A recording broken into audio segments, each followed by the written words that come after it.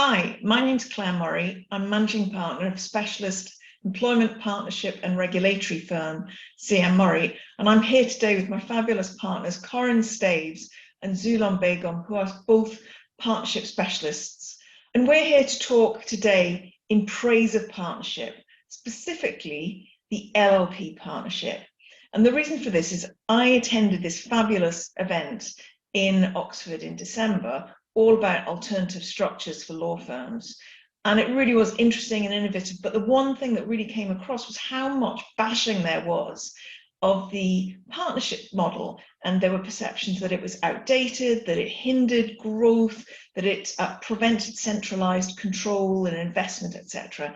And I felt very strongly that there wasn't a clear enough understanding actually of how fabulous the LLP structure is. And as fellow true believers, Corinne and Zulon, we wanted to get together for a quick chat and really highlight some of the strengths and benefits of partnership, and particularly the LLP structure. Zulon, just starting with you, I wonder, can you just tell us from your perspective, what are the real strengths and benefits of the partnership structure?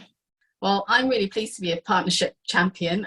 Obviously, as a partnership lawyer, we do hear quite a lot of hyperbole sometimes about, the death of partnerships. And I think there is definitely a place for partnerships. It's been around for centuries, as have other models like limited companies, and it has held its own. It might not be the perfect vehicle for every type of business, but in my experience, it is particularly suited for people type businesses. So professional services in particular find it really probably the most flexible model in terms of governance, in terms of profit sharing, in terms of equity ownership and transfer of equity, especially around succession from the older to the younger generation in tenancy model type partnerships. So I think there is definitely a place for partnerships. There are key advantages to partnerships from a tax and flexibility and governance perspective. There are some drawbacks too. But I think for any business, they'll weigh up the pros and cons of any type of business model, whether it's a limited company or a partnership or an LLP, and choose a model that fits them most in terms of their current business and their future ambitions. Thank you. Corinne?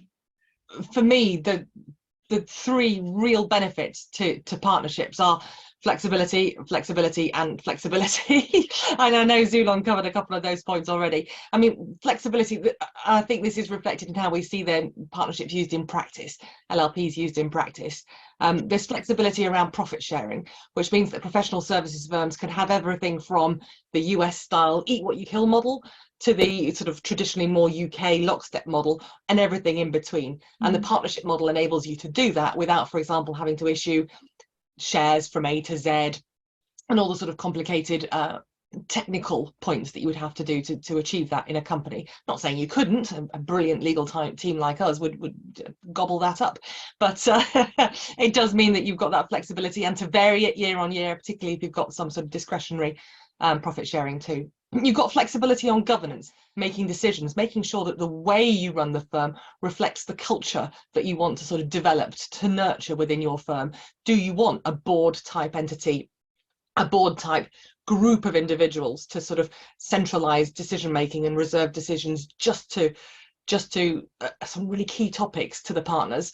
Or do you want everybody to be involved in everything? The partnership offers you that flexibility and enables partners to really feel like the owners and the managers that they are. And then I think the last flexibility is on cash. Cash is obviously absolutely integral to all businesses, and professional services firms are no exception.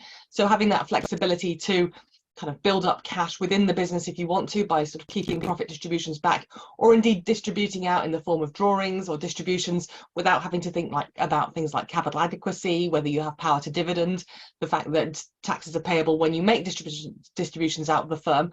I think that offers a level of flexibility too.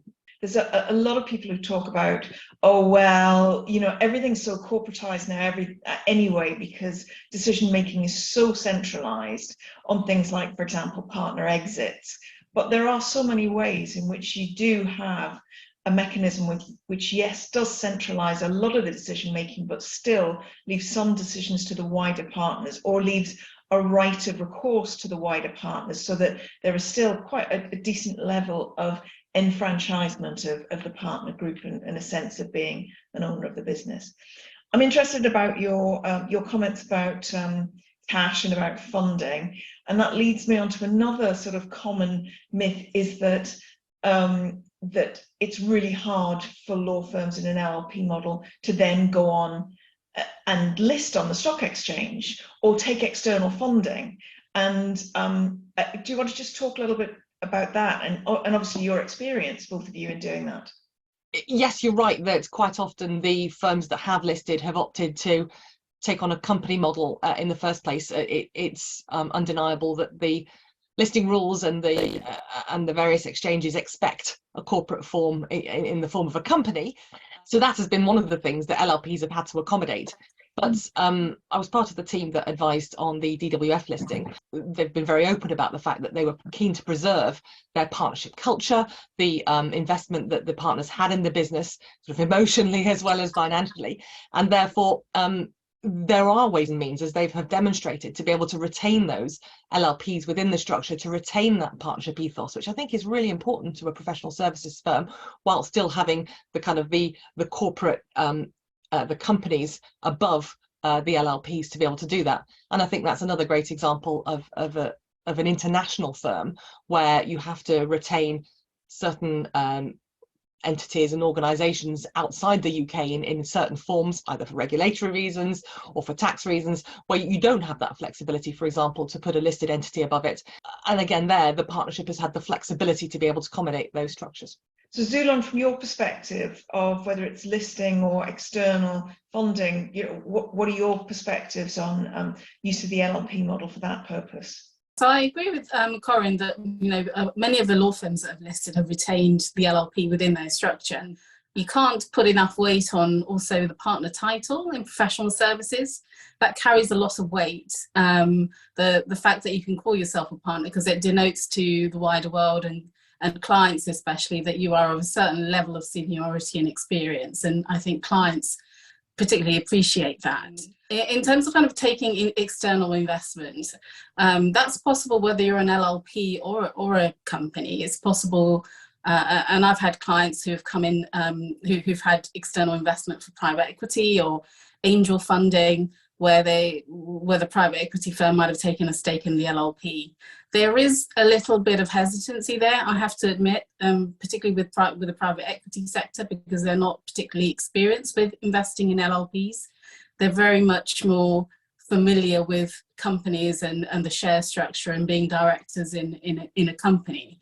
But that's only a matter of educating people. And once they understand that the LLP broadly has similar issues and liability profiles, etc., as a director might have or a shareholder might have in a company, then it tends to be another investment that a private equity firm can make in a very good business. And professional services sector is especially seen as very good investment prospects. So I don't think being an LLP particularly should be a barrier to gaining external investment. And then when it comes to employee ownership, again, there's a lot of chat about if you're in a partnership, it's much more difficult. And I think there probably are a few reservations around that, but what are your thoughts on that? I guess the key kind of drawbacks are some of the tax advantage schemes, like employee share schemes have particular tax advantages, are only really available to companies and are not available to LLPs. But if your LLP structure has a company in its structure, because it's in some law firm, taking law firms and other professional services firms as an example, they may have invested in a particular tech type of solution or some kind of managed services to the client, and that might be contained in a separate limited company, and you might be able to issue a tax advantage share scheme in that particular company to employees. It's not really possible to do that for the LLP, but if the goal is to give employees a share of the profits, that's perfectly possible to do that. by ring fencing, a bonus scheme from a share of the profits of the firm. But the only drawback to that is, of course, it doesn't have the same tax advantages as employees would have if they were in part of an employee share scheme in a company. I mean, it does seem to me, just in the wider canvas, that part of the problems that emerge and some of the criticisms about partnerships and LLPs emerge, they're really based on the fact that just their partnership agreements, their members' agreements, just aren't up to date, and that actually just with a really good overhaul of your constitution, you can really provide a very up-to-date transparency and flexibility that you need to be able to grow, to be able to take external funding, to be able to centralise management to the extent that you want to do that. And I wonder, Corinne, what your thoughts are on that. I think you're absolutely right, Claire. I think like many businesses, some professional services firms have got so focused on the day-to-day, the serving clients and the sort of the internal issues, that they don't step back and say strategically, what are we trying to achieve? What are our growth ambitions? What's our 3-year plan, our 5-year plan, our 10-year plan? And you can't achieve that with an LLP agreement alone. But that's a really important tool in the toolkit to achieving your strategic objectives.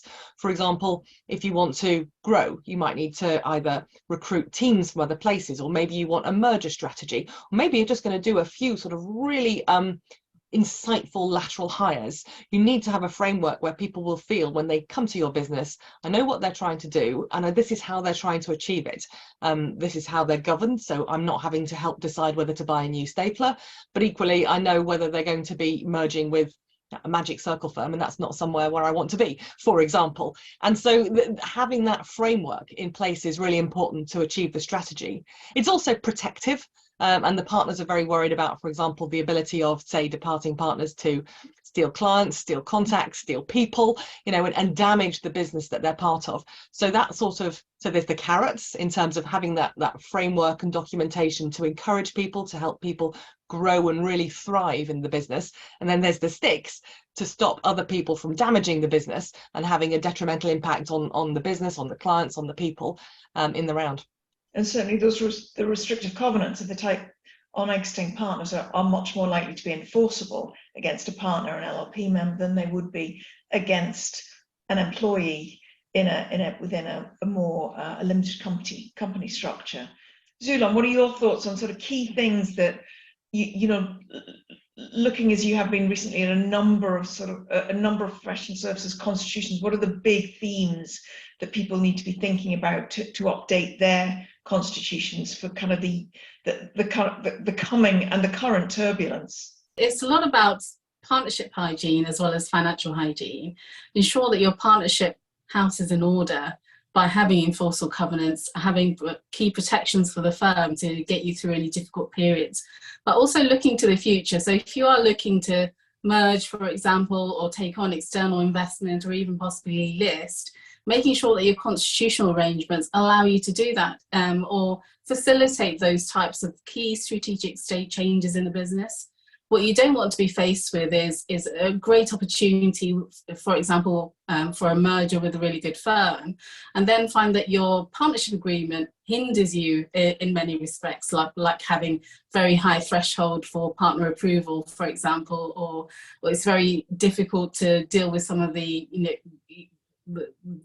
different, the problem issues that might be in your firm, whether that might be chronically underperforming partners that you can't really deal with because your constitution doesn't allow you to do it, or historic annuity arrangements that you can't resolve, and that becomes a blocker in a potential investment by an external investor or a merger, for example. So putting your partnership house in order through not just your kind of strategy and management in general, but also making sure your constitutional agreement helps you to do that. Yeah, great. I would agree with that, Zulon. I think there's some other things that the professional firms need to be thinking about. So we've got a couple of really difficult current pressures. We've got the cost of living crisis. We're seeing a huge war for talent still raging, and the sort of salary pressures because of all these features, because of inflation, because of recession, are pushing sort of businesses' costs up, and therefore professional services firms, like lots of other businesses, are facing sort of a squeeze on the cash that they have. this is off the back of coming out of COVID, when partners were asked to take sometimes pause distributions, sometimes take cuts to distributions to preserve that cash fund. And so now there probably will be less inclination for partners to preserve cash, perhaps slow distributions and so on, than perhaps during COVID, when nobody had anywhere to go or anything to do. So I think there's a really key moment here for the management of firms and for the partners of firms to think of their businesses as leaders, as owners, and think, how do we manage this business through potentially a tumultuous time? What are the strategic steps we have to do to make sure the business remains strong, and how do we protect things like our cash? And I think that's particularly relevant because for firms with a 30th of April year end, or well, between 30th of April and December, really, the basis period reform changes are going to have a really big impact on those firms that reserve for tax and the cash needs that they're going to have in 24, 25, 26 and beyond. So, I mean, that feels like a technical point, a tax point, but it's not. It's something that's going to have an active impact on the cash levels of the business for that period of time. So managers of law firms need to look ahead in this economic uncertainty and really think about how they're going to manage those economic pressures so that they don't impact on client service or culture or the sort of the natural equilibrium within the firm. What final words do you have? I'm going to come to you, Zulon, kind of in praise of partnership, and particularly in praise of the LLP model and its general flexibility and all-round fabulousness for business needs. I think we've covered most of the points already, Claire, but I would just emphasize the flexibility of LLPs and partnerships altogether, because of, you can govern your partnership arrangements however you basically want to. You're not constrained by your articles or what's in the Companies Act. You can distribute profits however you want to without worrying about different classes of shares. It just gives so much more flexibility, and that's key for professional services businesses, where lots of partners are always being recruited and they're leaving, and you don't want to be hamstrung with very complicated arrangements in your articles of association and shareholders agreement. Fantastic, thank you. Corinne, what are your final thoughts? I would agree. Flexibility. I have lost count of the number of client meetings I've been in where people have said, can we do this with an LLP? And the answer is always, pretty much always, yes, you can do that. And so the question is turned around and said, well, what do you want to do? And so really, you're only really limited by your own ambitions. So Wow. there's a call to arms. I love that. Only the LLP structure is only limited by your own ambitions. Fabulous. What a way to end. From my perspective, I think we've not only sort of addressed some of the myths about, partnership structure, LLP structure being not fit for purpose. Actually, it is possibly the most fit for purpose and for current times than any other structure, because it is so flexible, and it just provides such an opportunity to grow, to respond, to tailor to the particular needs of the business. As it, maybe it contracts, maybe it expands, etc. And I personally think it's a wonderful structure. Well, look, thank you so much for joining us. I hope you found it interesting and insightful. Please do get in touch if you've got any queries, if there's anything about constitutional issues around partnerships or how they can be used, how you can invest in them, etc. Please do get in touch. Corinne and Zulon in particular would be delighted to speak with you. Thank you again both for your contributions, and thank you for listening and watching, and hopefully we'll see you again soon. Thank you. Take care. Bye-bye.